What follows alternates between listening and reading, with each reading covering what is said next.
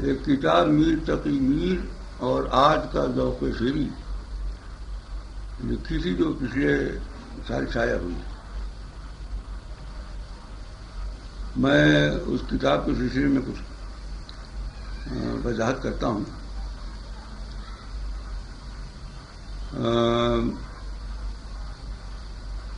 اس کتاب کے عنوان میں آج کا ذوق شعری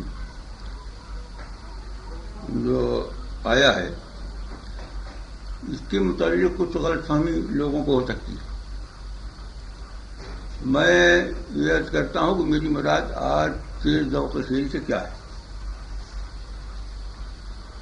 پہلی بات تو یہ ہے کہ جس طرح موسیقی کو پہچاننے، موسیقی کا حسن پہچاننے کے لیے ضروری ہے کہ انسان سماعت رکھتا، بالکل اسی طرح شاعری کو پہچاننے کے لیے انسان کی جو قوت کام کرتی ہے وہ ذوق شعری ہے. یہ ہو سکتا ہے کہ کوئی شخص شعریات کا عالم ہو لیکن ذوق شعری سے محروم ہو، تو وہ کتابی باتیں تو کسی شاعری کے متعلق کر سکتا ہے، لیکن صحیح تشخیص شاعری کے بارے میں کہ وہ کیسی ہے، جاندار ہے کہ نہیں ہے، کتنی وقی ہے، یہ نہیں کر سکتا.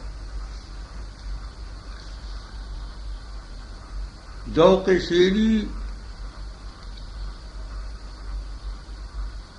سب کو تو نہیں لیکن اچھے خاصی تعداد میں لوگوں کو قدرت وریت کرتی ہے، لیکن یہ ذوق بنی بنائی حالت میں پکی پکائی شکل میں قدرت وریت نہیں کرتی. آپ ذوق شعری کا گویا بیج لیے ہوئے پیدا ہوتے ہیں. یہ بیج اپنے اسباب نشو و نما، اپنے تہذیبی ماحول سے اخذ کرتا ہے. چنانچہ جس تہذیب میں جس ذوق شعری کی نشو و نما ہوگی، یہ ضروری ہے کہ اس ذوق شعری میں اس تہذیب کا بنیادی طرز فکر و احساس شامل ہو.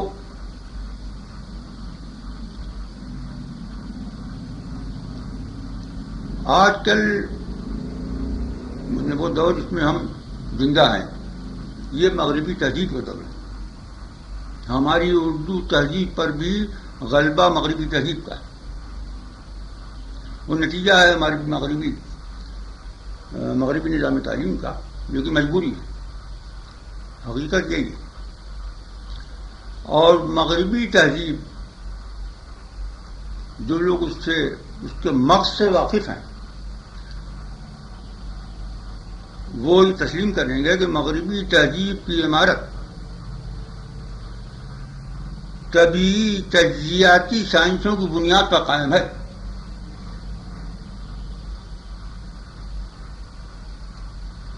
اور طبعی سائنسیں جو ہیں ان کا ایک بنیادی مفروضہ ہمیشہ یہ رہا ہے کہ موجود بس وہی کچھ ہے جو ہمارے حواسی مشاہدے کی گرفت میں آ سکے، یا وہ کچھ جو ہماری استدلالی عقل استنباط کرے، بشرطے کہ وہ استنباط ایسا ہو کہ اس کی صحت ہمارے حواسی مشاہدات اس کی تصدیق کر سکے. اب 20ویں صدی میں صورتحال یہ ہے کہ اپنی آخری سرحد پر طبعی سائنسیں ایک ٹریجڈی سے دوچار ہیں. ان کا بنیادی مفروضہ دم توڑا. بات یہ ہے کہ ہمارے حواسی ادراک کی ساخت کچھ ایسی ہے کہ ہمارے حواس کی گرفت میں جو کچھ آئے گا وہ صرف صفت ہوگا،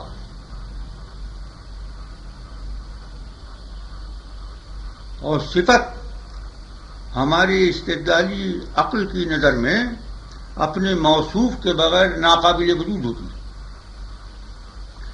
اپنی آخری سرحد پر طبیعی سائنس جن حقیقتوں سے دوچار ہے وہ بھی صفات ہیں۔ مثلا پوری مادی کائنات توانائی سے عبارت ہے، یہ ہماری فزکس کا 20ویں صدی کا فیصلہ ہے، تحقیق ہے۔ اور توانائی طبیعیات کے لغت میں حرکت دینے کی صلاحیت کو کہتے ہیں۔ وہ ایسی حرکت جو ہمارے حواس کے مشاہدے میں آ سکے۔ تو گویا ساری مادی خارجی کائنات جو ہے وہ صرف توانائی، صرف صلاحیت کار ہے۔ ظاہر ہے کہ صلاحیت ایک صفت ہے، لہذا استدلالی عقل کا مطالبہ ہے کہ اس صلاحیت کا کوئی صلاحیت بردار موصوف ہوگا۔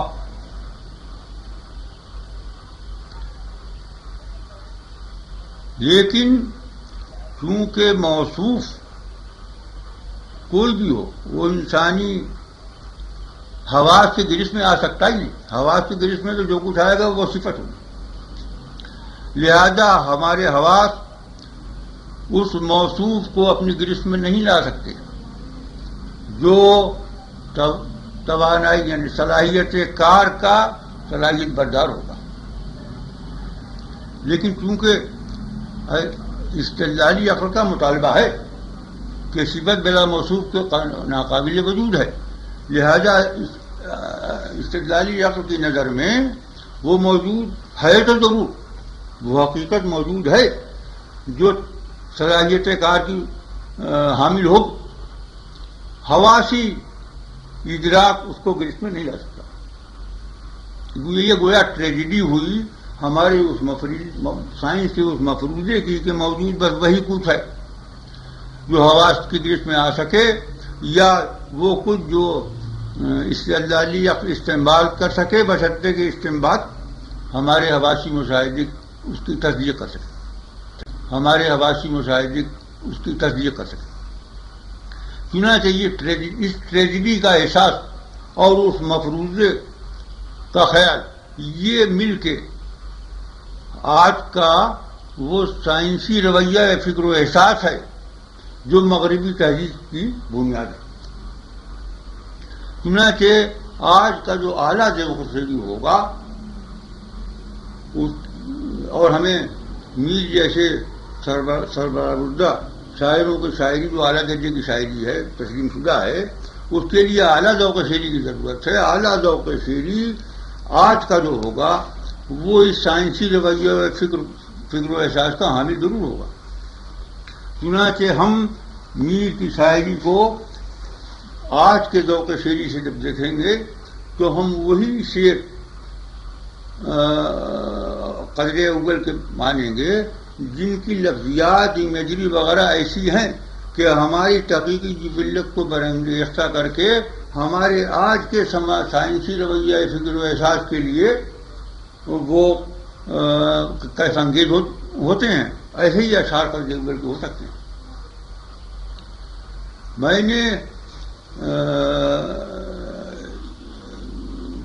اسی اپنے ذوق شعری کی مدد سے انتخاب کیے کلیات میر کا میں نے مطالعہ کیا، 7-8 سال تک میں اس کا مطالعہ کرتا رہا، تو مجھے ان کے اعلیٰ فکری اشعار اتنی زیادہ تعداد میں ملے کہ اس درجے کے اشعار جب میں نے مرزا غالب کے کلام میں تلاش کیے تو ان کا ان سے کوئی مقابلہ ہی نہیں۔ یعنی اگر کوئی میں نے 200 اشعار اعلیٰ فکری اشعار غالب کے میر کے ہاں پائے جس میں کوئی 60 سے اوپر تو گویا آؤٹ اسٹینڈنگ اشعار جن کو نشتر میں نے کہا. اور غالب کے ہاں میں نے بڑی کوشش کی کہ زیادہ سے زیادہ 60 اشعار مجھے اول درجے کے ملے، جس میں چند اشعار ان کے آؤٹ اسٹینڈنگ مجھے معلوم ہوئے. چنانچہ میں نے یہ بہت بار بار میں نے غالب کا کلام دیکھا، اسی لیے غالب کے متعلق میں سن 35 سے اردو روایتی اردو غزل گوئی سے میری مراد وہ غزل گوئی ہے جو اقبال سے پہلے کی گئی. اقبال نے تو بالکل غزل گوئی کی حیت اور روح سب کچھ بدل دیا، لیکن اس سے پہلے کی شاعری جو روایتی شاعری غزل گوئی کہلاتی ہے، اس میں میں نے یہ دیکھا کہ میر عظیم ترین اردو کی عظیم ترین غزل گو اعلیٰ فکری سطح شاعری میں اعلیٰ ترین غزل گو کو ثابت ہوئے، اور غالب کا نمبر ان سے بہت بعد میں آتا ہے. سوال میں نے غور کیا کہ کیا بات ہے کہ غالب کا چرچا بہت زیادہ ہو گیا. میری تحقیق یہ ہے کہ مرزا غالب کو ان کو مرنے کے شاید 50 سال بعد اب ڈاکٹر عبد الرحمان بنوری مل گئے. یہ نئے فلسفے میں پی ایچ ڈی کر کے آئے تھے جرمنی سے. ذوق ابھی خام تھا ان کا. انہوں نے غالباً میر کے کلیات میں ڈوبے ہی نہیں. انہوں نے غالب کا کلام دیکھا، وہ انتخاب شدہ مختصر 1000-1200 سے ان کو ملے. اس میں انہوں نے ذرا مفکرانہ اشعار جو ملے تو انہوں نے سمجھا کہ بس اردو میں بس یہی ہے مفکرانہ شاعری اور کوئی ہے. اور انہوں نے غالب کو دیوان غالب کو ڈاکٹر عبد الرحمان بنوری نے الہامی کتاب ڈکلیئر کر دیا.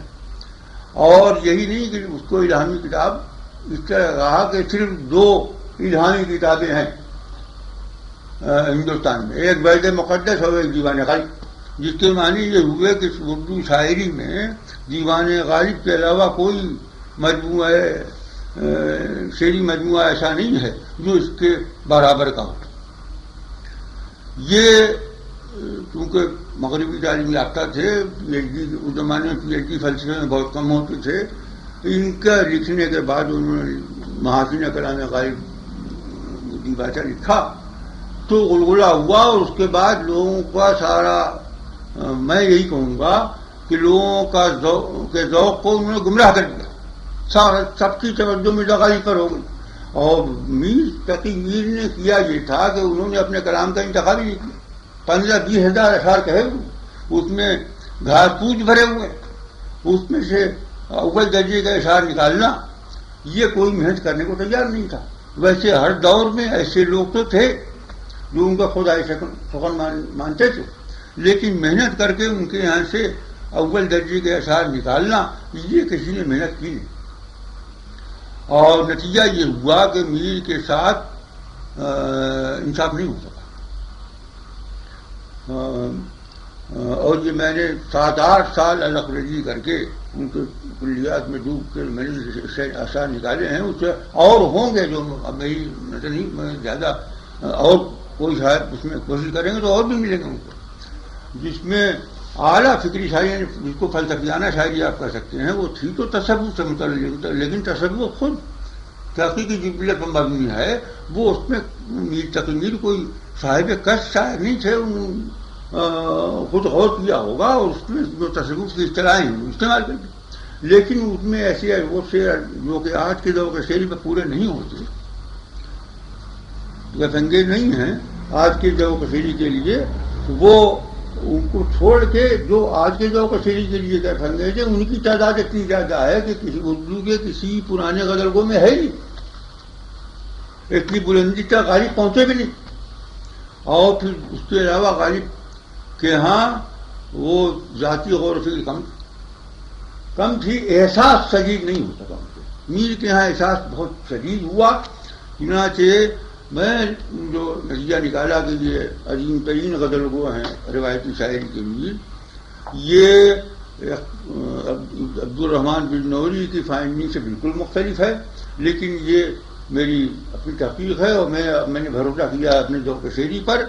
اب اور لوگ کام کریں اور دیکھیں کہ میں نے صحیح کیا ہے غلط کیا، لیکن میں نے جو کچھ کہا ہے، جو ان اشعار کے جو مفہوم میں نے بتائے ہیں، ان کو یہ جائز یہی ہے کہ یہ دیکھا جائے کہ ان مفاہیم کے لیے متعلقہ اشعار کی لفظیات امیجری وغیرہ میں قرائن موجود ہیں کہ نہیں۔ تحقیق کرنے سے اس میں کام نہیں چلے گا کہ ان کے ذہن میں کیا تھا، ہمیں یہ دیکھنا ہے کہ ان کے اشعار کیا کہہ رہے ہیں، ہمارے لیے کیا مان سکتے ہیں، آج کے ذہن کے لیے ان کی شاعری میں کیا کیف ہے، یہ ہمیں آج کا ذوق شعری بنائے گا۔ کتاب سے نکال کے کہ ان کے ذہن میں کیا رہا ہوگا، وہ ایک کتابی کی بات ہے۔ میں تو اپنے ذوق شعری پر بھروسہ کیا ہے اور میں نے یہ پایا کہ میر تقی میر روایتی غزل گوئی کے اعلیٰ ترین شاعر ہیں اور مرزا غالب ان سے دوسرے درجے کا اور بہت فاصلہ